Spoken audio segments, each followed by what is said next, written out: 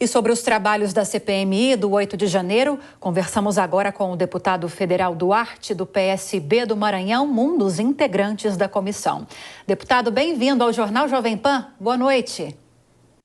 Boa noite, Lívia. Boa noite a todos que estão acompanhando aqui o Jornal da Jovem Pan. Fiquei muito feliz, estava aqui acompanhando e vi vocês falando sobre a relatoria do nosso projeto, que busca atualizar a nova lei de plano de saúde. Estamos aqui para falar sobre esse e também sobre a CPMI. Com certeza, nos próximos dias ainda falaremos muito a respeito dessa proposta que agora vai ser discutida em audiências públicas. Mas o assunto agora é outro, é mais ainda politizado, né, deputado?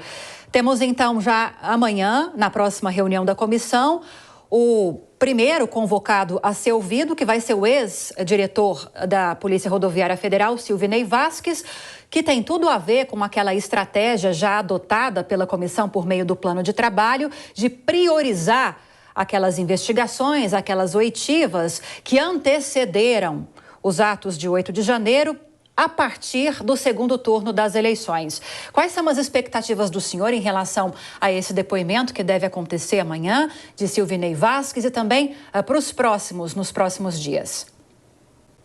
Olha, é um novo momento, a nova fase da CPMI. Após a aprovação de dezenas de requerimentos, agora começamos com as oitivas.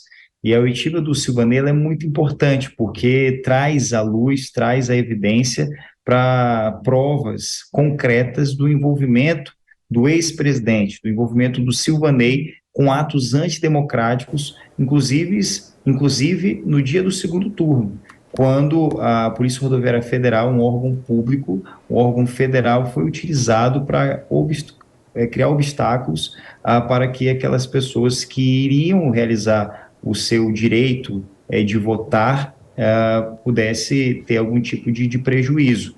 Além disso, é bom destacar que antes da prática dessa ação, o Silvanei ele tem um envolvimento direto, familiar, com o filho do ex-presidente Jair Bolsonaro. Tem também uma ligação partidária, filiado ao PL, partido do ex-presidente Bolsonaro, fez campanha através das redes sociais ao ex-presidente Jair Bolsonaro, é amigo íntimo do ex-ministro da Justiça e secretário de Segurança Pública do BF, o Anderson Torres. Então, são várias provas, provas concretas, inquestionáveis de que há um envolvimento.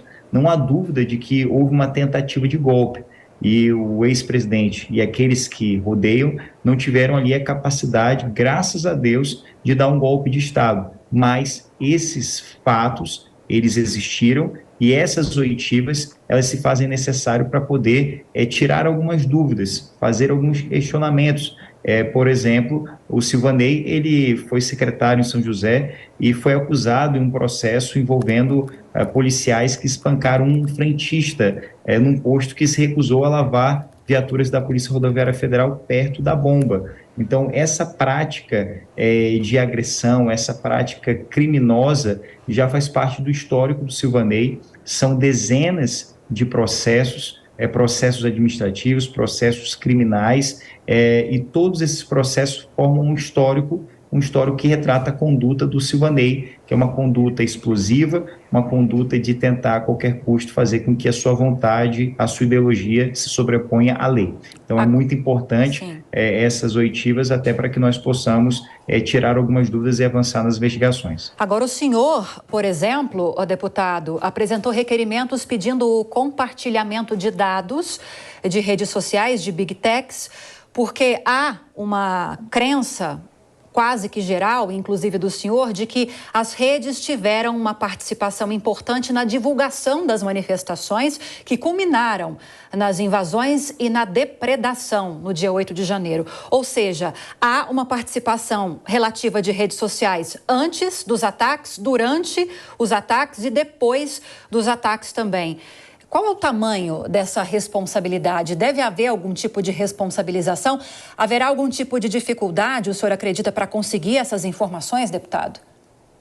Olha, dificuldade não há, até porque as redes sociais, as plataformas digitais, essas empresas privadas que prestam esse serviço e lucram bilhões em nosso país, elas possuem a seu dispor uma série de estruturas que controlam essas informações.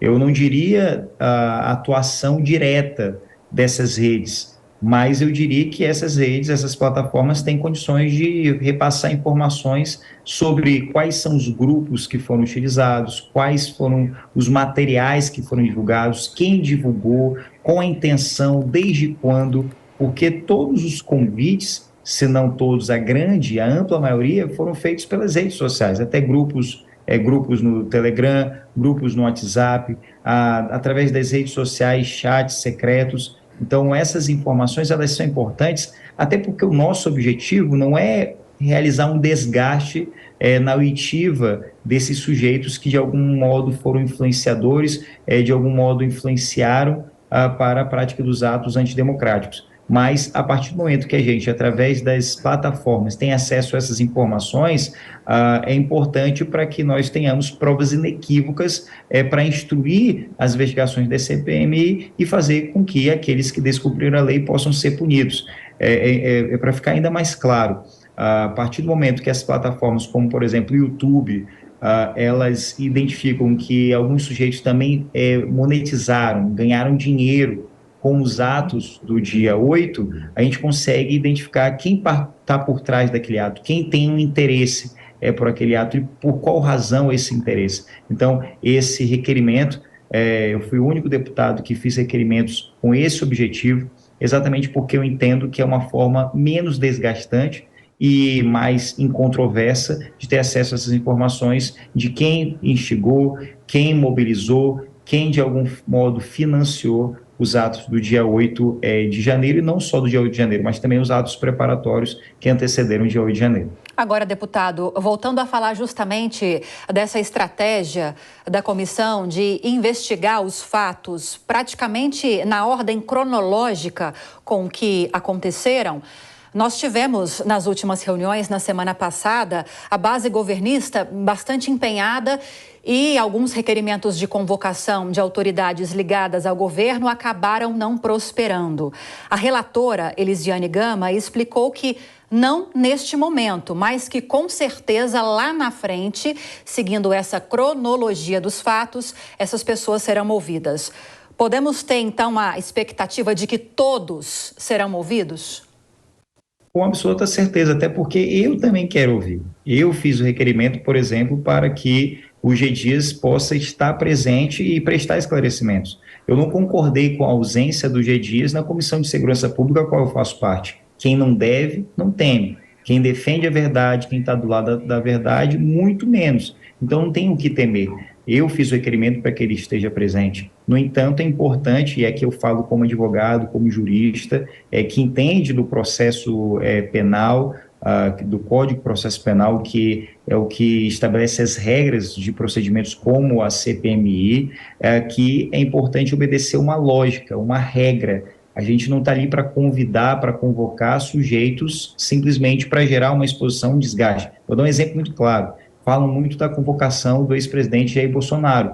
Nesse momento eu não vejo nenhum sentido, não tem razoabilidade de convocar o Bolsonaro nessa oportunidade. Talvez se fará necessário nas últimas semanas da CPMI, mas convocar agora não tem lógica alguma. O que a gente já sabe, todo mundo sabe, está na mídia, está nas redes, foi veiculado aqui na Jovem Pan. Agora é importante ouvir o Silvanei, ouvir o Anderson Torres, ouvir o general Heleno, o Braga Neto, ouvir o Mauro Cid, para tão somente depois ouvir o ex-presidente Jair Bolsonaro. Da mesma forma, o ministro da Justiça, Flávio Dino, será convocado para prestar esclarecimentos na CPMI. Ricardo Capelli, da mesma forma, estarão presentes, mas não agora. Então, a oposição ela é muito imatura, porque parece aquela criança birrenta que, quando aquilo não acontece no tempo e na vontade que eles desejam, começam a alegar que está tudo errado, que é uma perseguição, e não é o que está acontecendo.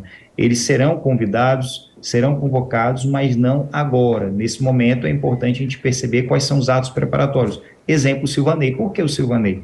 Porque no dia do segundo turno, ele organizou, mobilizou, coordenou uma série de ações claramente discriminatórias. Porque a PRF agiu nas rodovias no Nordeste, no Norte, que lá, segundo os dados do primeiro turno, estão a maioria dos votos do presidente Lula, e não fez o mesmo procedimento em outras áreas do país. Está claro que é discriminatório, está claro que é um ato onde ele usa o poder que tem para beneficiar os seus em detrimento dos outros. Sim. E por que ele primeiro?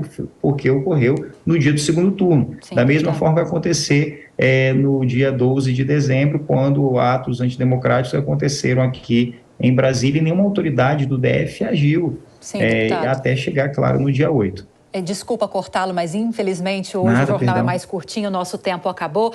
Obrigada pelas informações e por adiantar algumas expectativas a respeito da comissão, que terá uma outra, não segunda, mas uma outra reunião nesta terça-feira. Bom trabalho para vocês, boa semana, boa noite. Volte outras vezes. Eu que agradeço o convite, convido todos vocês a acompanharem a reunião de logo mais, amanhã, às 9 horas da manhã, e também de quinta-feira. São 2 reuniões essa semana da CPMI, com certeza será um grande prazer contar com a audiência de todos vocês. Acompanharemos, com certeza. Obrigada, deputado.